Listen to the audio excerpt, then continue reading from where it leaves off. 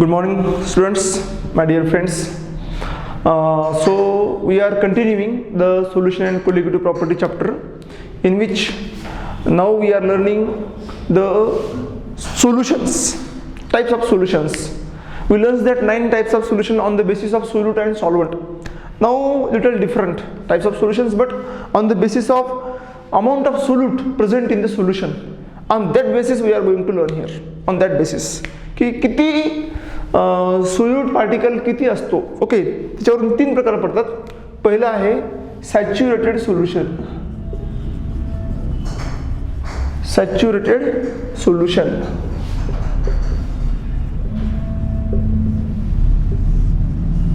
Saturated solution म्हणजे कसं solution की सपोज एखादे सोल्युशन आहे आणि त्या सोल्युशन मध्ये किती सोल्यूट आहेत त्यांची जी संख्या आहे त्या बेसवर आपण इथे क्लासिफिकेशन करतो सॅच्युरेटेड सोल्युशन्स. म्हणजे कसं, समजा एखादं सोल्युशन आहे, एखादं सोल्युशन मी घेतलं, ओके, पाणी वॉटर घेतलं, ते वॉटर किती वॉटर घेतलं 100 ml वॉटर घेतलं. समजा आपण 100 ml वॉटर, आणि या 100 ml वॉटरमध्ये आपण NaCl टाकतो. तर या 100 ml वॉटरची कॅपॅसिटी असते किती NaCl मध्ये सॉल्युबल करून घ्यावा, आणि ती कॅपॅसिटी याची जवळपास 35.5 ग्रॅम पर 100 ml आहे. म्हणजे 100 ml पाण्यामध्ये 35.5 ग्रॅम NaCl सॉल्युबल होतो. त्याच्यापेक्षा जास्त जर टाकला तर तो सॉल्युबल होत नाही. तर तो सॉल्युबल होत नाही म्हणजे नेमकं काय. ओके, तर जी सॉल्युबिलिटी आहे त्याचा स्टडी कशी करायची आपण, तो कसं सॉल्युबल होतो किंवा सॉल्युबल होत नाही म्हणजे नेमकं काय. ही जर इथं भानगड बघायची म्हटलं तर समजा आपल्याकडे 100 ml वॉटर आहे, त्यामध्ये 35.5 ग्रॅम NaCl आपण टाकलो, तर तो NaCl किती इथं ऍड करतो तर 35.5 ऍड करतो. ही जी कॅपॅसिटी आहे ह्याच्यापेक्षा जास्त मध्ये ऍड होऊ शकत नाही. आणि जर तुम्ही ऍड केला तर मी तुम्हाला म्हणतो सॉल्युबल होत नाही, त्याचा किस्सा वेगळा आहे, ते तुम्हाला नंतर सांगतो. ठीक आहे, म्हणजे इथं जर तुम्ही सोल्युशन घेतला, त्या सोल्युशन मध्ये किती टाकला, म्हणजे वॉटर घेतला त्याच्यामध्ये 35.5 ते बरोबर आहे, ते मार्कला आहे. त्याला म्हणजे समजा कॉमन उदाहरण देतो. समजा तुम्ही जेवायला बसलात, तुमची कॅपॅसिटी असते 2 पोळ्याची, 3 पोळ्याची, 1 पोळीची, 1.5 पोळीची. तुमची कॅपॅसिटी किती पोळ्याची आहे त्याच्यावर आपण काय करतो, जेवण करतो. आपण आपली कॅपॅसिटी किती 2 पोळीची, मी खातो 10 पोळी, पण तो शक्य आहे का, शक्यच नाहीये. म्हणजे आपली जेवढी कॅपॅसिटी आहे तेवढंच आपण जेवण करतो, म्हणजे आपण सॅच्युरेटेड आहे, समाधानी आहे. आपली कॅपॅसिटी 2 पोळ्याची आहे पण आपल्याला मिळाली 1च पोळी, म्हणजे आपण अनसॅच्युरेटेड आहेत, असमाधानी आहोत. म्हणजे बघा, सॅच्युरेटेड सोल्युशन म्हणजे असं सोल्युशन की ज्या सोल्युशन मध्ये जेवढी कॅपॅसिटी आहे तेवढंच सोल्यूट ऍड केलं जातं. म्हणजे तेवढंच, त्याच्यापेक्षा जास्त बी नाही आणि कमी पण नाही. बघा, हे सोल्युशन कंटेन्स, मी कसं म्हणतो त्याला, आता मी तुम्हाला उदाहरण देतो. बघा इथं, अ सोल्युशन कंटेन्स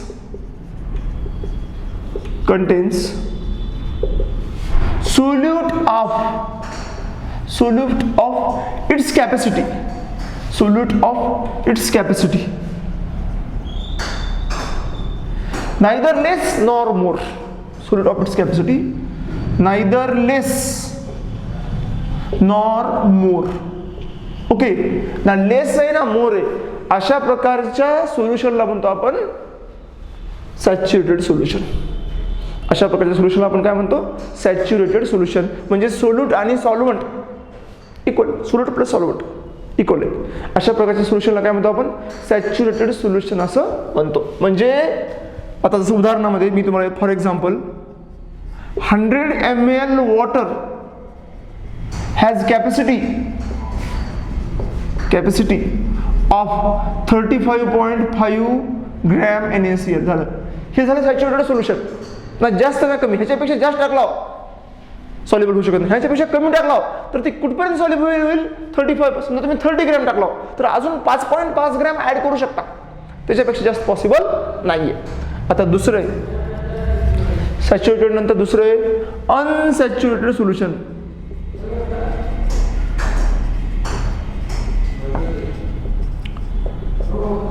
अनसॅच्युरेटेड म्हणजे काय, म्हणजे जेवढी कॅपॅसिटी आहे अनसॅच्युरेटेड सोल्युशन म्हणजे काय, जेवढी कॅपॅसिटी आहे त्याच्यापेक्षा कमी. अ सोल्युशन कंटेन्स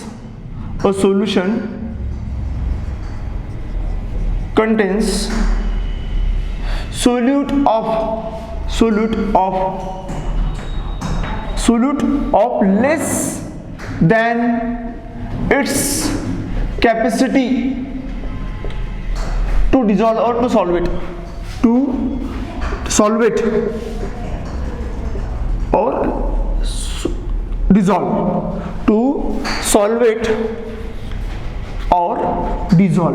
म्हणजे एवढं सोल्यूट आहे की त्याच्या कॅपॅसिटीच्या इक्वल तर नाहीच आहे, इक्वल असेल तर मग सॅच्युरेटेड झालं, त्याच्यापेक्षा लेस आहे. म्हणजे समजा आता फॉर एक्झाम्पल, तर तुम्ही एक्झाम्पल NaClचं सगळ्यांना कॉमन एक्झाम्पल आहे, आपल्या सगळ्यांना माहिती आहे म्हणून मी तेच घेतो. For example 20 gram NaCl in 100 ml water. अजून तुम्ही 15.5 ऍड करू शकता, तोपर्यंत ते अनसॅच्युरेटेड आहे. म्हणजे तुम्हाला याचं उदाहरण आताच आपण तिघाचं पण उदाहरण बघतो की तुमची कॅपॅसिटी 2 पोळीची आणि तुम्ही खाल्लात 1 पोळी, म्हणजे अजून एका पोळीची भूक तुमच्या पोटामध्ये शिल्लक आहे, तुम्ही अनसॅच्युरेटेड आहेत, असमाधानी आहात. अशा प्रकारचं सोल्युशन म्हणजे अनसॅच्युरेटेड सोल्युशन. ज्याची कॅपॅसिटी आहे ना त्या कॅपॅसिटीपेक्षा कमी सोल्यूट प्रेझेंट आहे. तिसरं आहे सुपर सॅच्युरेटेड सोल्युशन.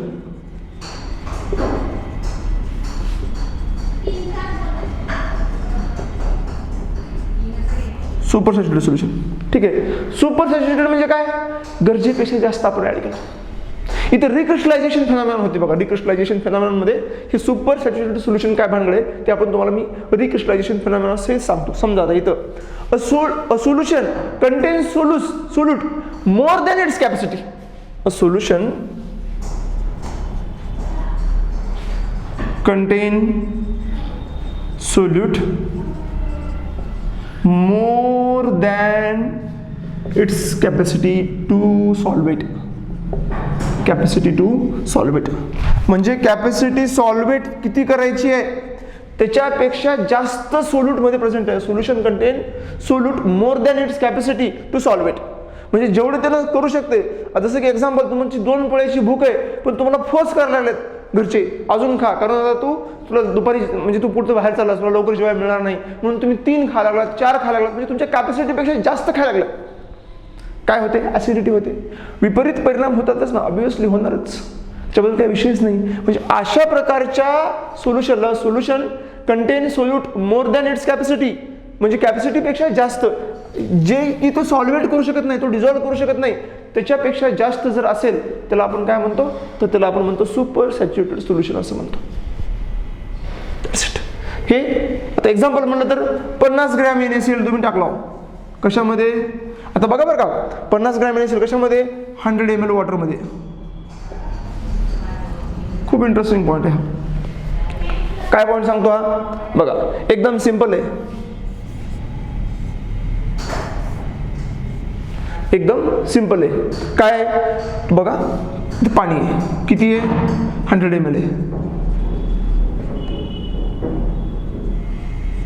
100 ml. ह्याच्यामध्ये काय ऍड करायचंय, ह्याच्यामध्ये ऍड करायचंय मला NaCl. ओके, NaCl ऍड करायचं आहे ह्याच्यामध्ये. तर किती करावं NaCl ऍड, तर आपण एक 10 ग्रॅम केलो, स्टर केलो, सॉल्युबल झालं. नंतर अजून 10 ग्रॅम केलो, स्टर केलो, सॉल्युबल झालं. ओके, 10 ग्रॅम अगोदर केलो, नंतर अजून 10 ग्रॅम केलो, स्टर केलो, सॉल्युबल झालं. 20 ग्रॅम झालं, अजून 10 ग्रॅम केलो, स्टर केलो, सॉल्युबल झालं, 30 ग्रॅम झालं, अजून 5 ग्रॅम केलो. लक्ष द्या इकडे, ह्याची कॅपॅसिटी आहे 35 पॉईंट, 100 ml पाण्याची कॅपॅसिटी किती आहे, 35.5 ग्रॅम आहे. हे मी सॅच्युरेटेड मध्ये सांगितलेलं आहे, equal to its capacity. Solute contains a solution contains solute of its capacity equal to its capacity. त्याच्यापेक्षा ना लेस आहे ना मोर आहे, त्याला म्हणतो आपण सॅच्युरेटेड. इथं आपण आतापर्यंत अनसॅच्युरेटेड लावू 30 ग्रॅम ऍड केलो, अजून मी 5.5 ग्रॅम केलो, म्हणजे बरोबर 5.5 ग्रॅम केल्या हे झालं सॅच्युरेटेड. आता बघा, खूप महत्त्वाचा पॉईंट आहे. अजून तुम्ही ह्याच्यामध्ये ऍड केलो 4.5 ग्रॅम, म्हणजे टोटल झालं 40 ग्रॅम. अजून जर तुम्ही 4.5 ग्रॅम ह्याच्यामध्ये ऍड केलो, ते सॉल्युबल व्हायला लागलेले, डिझॉल्व्ह व्हायला लागलेले, 4.4 ग्रॅममुळं सॉल्युबल व्हायला लागलेले. पण एक प्रॉब्लेम आहे. प्रॉब्लेम काय आहे, जे ऑलरेडी सॉल्युबल झाले ते रिक्रिस्टलाइज व्हायला लागलेले. म्हणजे जेवढी त्याची कॅपॅसिटी होती तेवढं तर ते सॉल्युबल झालंच. ओके, पण एक्स्ट्रा सॉल्युबल झालं. तुम्ही एक्स्ट्रा जे ऍड केलं, एक्स्ट्रा ऍडेड म्हणजे सॅच्युरेटेड सोल्युशनच्या नंतर सुपर सॅच्युरेटेड मध्ये एक्स्ट्रा जे ऍड केले सोल्यूट ते सॉल्युबल होते. म्हणजे extra added solute, extra added solute soluble but dissolves. Extra added soluble काय होते, सॉल्युबल होते, डिझॉल्व्स होते, डिझॉल्व्स. बट पण काय होते, extra added solute dissolves. But एक महत्वाचा पॉइंट आहे काय, बट तेवढंच इक्वल अमाउंट ऑफ सोल्यूट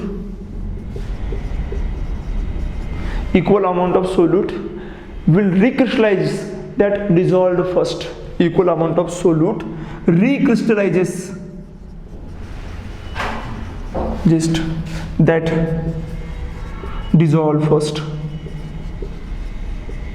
म्हणजे काय झालं, म्हणजे हे जे वरचं 4.5 आहे ते मी वरून ऍड केल्या वरचं 4.5 मध्ये सॉल्युबल झालं. पण ऑलरेडी जे 35.5 सॉल्युबल होतं त्याच्यामधलं 4.5 रिक्रिस्टलाइज झालं. म्हणजे सॉल्युबल झालेल्याचे क्रिस्टल दिसले आणि वरून ऍड केलेलं सॉल्युबल झालं. पण ऑलरेडी जे सॉल्युबल होतं त्याचे इथे क्रिस्टलायझेशन झाले. म्हणजे तुम्ही जर जेवढं सोल्यूट एक्स्ट्रा ऍड कराल तेवढं सॉल्युबल होईल. Rate of dissolution of extra added solute then its capacity is equal to rate of recrystallization of the solute that dissolved firstly in the solution. त्या सोल्युशन मध्ये अगोदर जे डिझॉल्व्ह झालं होतं ते इथं काय होणार आहे, ते इथं रिक्रिस्टलाइज होणार आहे. म्हणजे मी काय म्हणतो इथं की एक सिंपल पॉईंट, हे दोन तुम्हाला कळलं असेल. सॅच्युरेटेड म्हणजे कॅपॅसिटी एवढं, सुपर अनसॅच्युरेटेड म्हणजे कॅपॅसिटी पेक्षा लेस. ठीक आहे, तर बघा तर इथं काय होतंय, इथं होतंय rate of dissolution of extra added solute,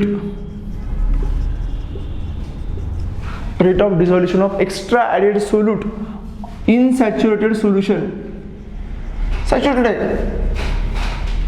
is equal to rate of appearance of dissolved solute.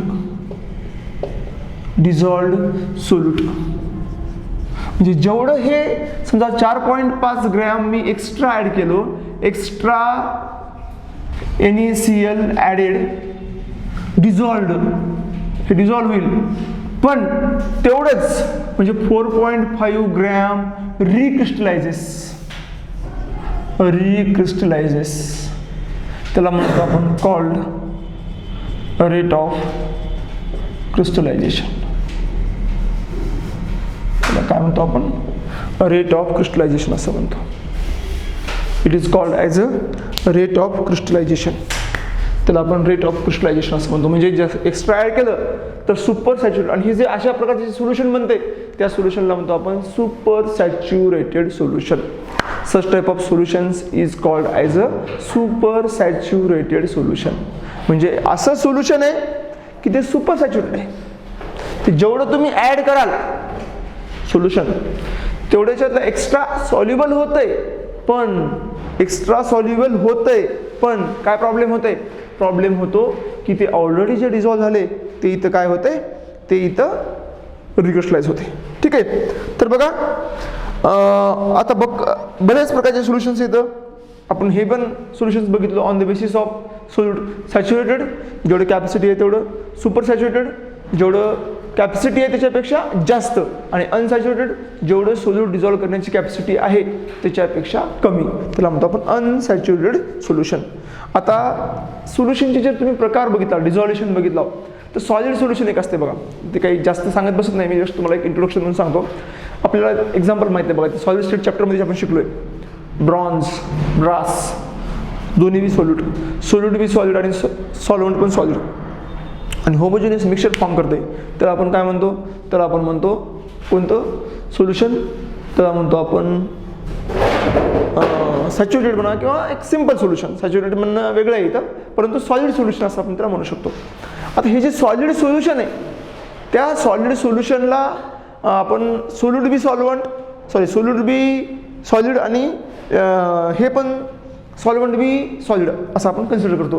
पण आपल्याला जी स्टडी करायची आहे तिच्यामध्ये मोस्टली सॉलिड हे सोल्यूट हे सॉलिड आहे, सोल्यूट हे सॉलिड आहे आणि सॉल्वंट हे लिक्विड आहे, त्याला कन्सिडर करून आपल्याला स्टडी करायचे. त्याचं एक तुम्हाला एक बेस्ट एक्झाम्पल आता मी देतो. पण ते जे सॉल्युबल आहे ते कोणत्या प्रिन्सिपलवर सॉल्युबल आहे, ते जे सॉल्युबल आहे ते कोणत्या प्रिन्सिपलवर सॉल्युबल आहे त्याची आपण इथं स्टडी करू म्हणून. ठीक आहे, तर बघा ते कशा प्रिन्सिपलवर सॉल्युबल आहे.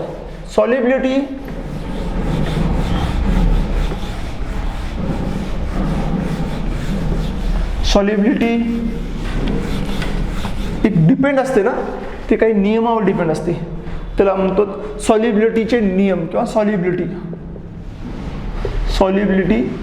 Of solute. पहिला नियम आहे सॉल्युबिलिटी ऑफ सोल्यूटचा. सोल्यूट जे कोणते येतं, सोल्यूट जे हे आहेत, काय म्हणतो आपण त्याला, ते सॉलिड आहेत. ओके, म्हणजे solid solute soluble in liquid, लिक्विडमध्ये सॉल्युबल आहेत. Solid solute soluble in liquid. Okay, बघा याच्यातलं पहिलं एक solid solute soluble in liquid, ह्याच्यातलं एक पहिलं इंटरेस्टिंग एक्झाम्पल मी तुम्हाला सांगतो, ते म्हणजे शुगर किंवा NaCl इन वॉटर.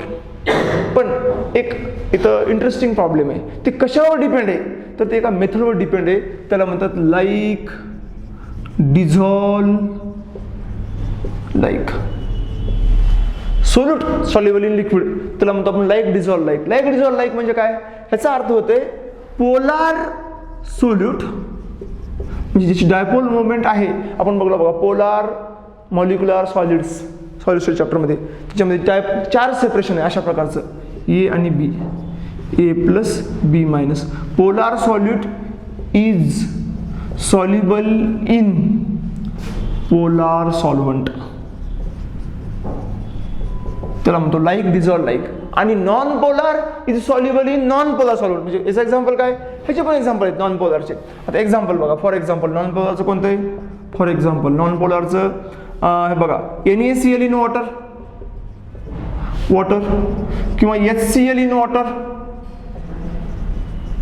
NaCl काय, Na प्लस आणि Cl minus. Okay, water OH, HCl minus plus. Okay, OH, हे मायनस आहे हे प्लस आहे. बघा हे प्लस आणि मायनस ह्याच्यामध्ये अट्रॅक्शन होत असतं, अपोजिट चार्ज अट्रॅक्शन शो करतात आणि ऑटोमॅटिकली त्याला, आता हे जे आहेत ना असं असतं ह्याच्यामध्ये, ह्याची प्रिन्सिपल कसं असते बघा, हे असं असते, हे असे पार्टिकल्स असतात, इकडे H असते इकडे Cl असते, हे मायनस हे प्लस, पुन्हा हे H आणि Cl, हे प्लस हे मायनस, पुन्हा हे H आणि हे Cl, हे मायनस हे प्लस, पुन्हा हे H आणि हे Cl, पुन्हा हे मायनस आणि हे प्लस, ह्यांच्यामध्ये अट्रॅक्शन असते. जेव्हा वॉटर मॉलिक्युल होते, आता वॉटर मॉलिक्युलमध्ये पण H आणि OH आहेत, हे मायनस आणि हे प्लस आहे, हे प्लस या मायनसला आपल्याकडे अटॅक करते, ह्याला तोडते बाजूला घेते. अशा प्रकारे HCl मॉलिक्युल एकमेकापासून दूर होतात आणि वॉटरमध्ये सॉल्युबल होऊन बसतात. हे कशामुळे आहे, कारण ह्याचा बी चार्ज सेपरेट आहे, म्हणजे सोल्यूटचा पण चार्ज सेपरेट होतो आणि सॉल्वंटचा पण चार्ज सेपरेशन होतं, ह्याच्यामुळे हे पॉसिबल आहे. पण समजा सोल्यूट आणि सॉल्वंटमध्ये चार्ज सेपरेशन नसेल, तुम्ही तर ते सॉल्युबल होत नाही. उदाहरणामध्ये तुम्ही बघा, तुम्ही ग्रीस पाण्यामध्ये टाका, सॉल्युबल होते का बघा, ग्रीस पाण्यामध्ये सॉल्युबल होत नाही. अल्कोहोल पाण्यामध्ये सॉल्युबल होते, कारण अल्कोहोलमध्ये हायड्रोजन बॉन्डिंग आहे आणि वॉटरमध्ये हायड्रोजन बॉन्डिंग आहे. वॉटरमध्ये काही ऑर्गॅनिक कंपाऊंड सुद्धा सॉल्युबल आहेत, इनऑर्गॅनिक तर सगळे सॉल्युबल आहेत, साल्ट्स तर सगळे वॉटरमध्ये सॉल्युबल आहेत. याला म्हणतो आपण लाईक डिझॉल्व लाईक. म्हणजे पोलारमध्ये पोलार, तर दुसरं आहे non polar solute are soluble in non polar solvent. Non polar solute are soluble in non polar solvent. ह्याचे पण एक्झाम्पल्स आहेत बरेचसे. ठीक आहे, आता पहिले एक्झाम्पल कोणतं आहे? पहिले एक्झाम्पल याचं म्हणजे नॉर्मल आहेत. आता पेट्रोल आणि डिझेल एकमेकांमध्ये सॉल्युबल आहेत. पेट्रोल आणि केरोसिन सॉल्युबल आहेत कारण हे नॉन पोलर आहेत. CCl4 कार्बन टेट्राक्लोराइड आणि बेन्झीन सॉल्युबल आहेत कारण नॉन पोलर आहेत. तिथे चार्ज सेपरेशन होत नाही. जसं इथे चार्जला अट्रॅक्ट करतो तसं इथे चार्ज सेपरेशन नसतं. आणि चार्ज सेपरेशन असल्यामुळे म्हणजे सोल्यूटमध्ये बी चार्ज सेपरेशन नसतं आणि सॉल्व्हंटमध्ये बी चार्ज सेपरेशन नसतं. अशामुळं हे इतर एकमेकांमध्ये सॉल्युबल आहेत. या दोन्ही मेथडला कंबाईनली म्हणतो आपण लाईक डिझॉल्व लाईक मेथड. दोन्ही मेथडला कंबाईनली आपण म्हणतो like dissolve like method. Okay, अशा प्रकारे this is the like dissolve like method that we learn. On that basis we have to learn the solubility of solid in liquid. त्याचे पण दोन प्रकार पडतात, एक एक्झोथर्मिक एक एंडोथर्मिक. ती पण सॉल्युबिलिटी आहे पण ती आपण पुढच्या क्लासमध्ये बघूत म्हणे.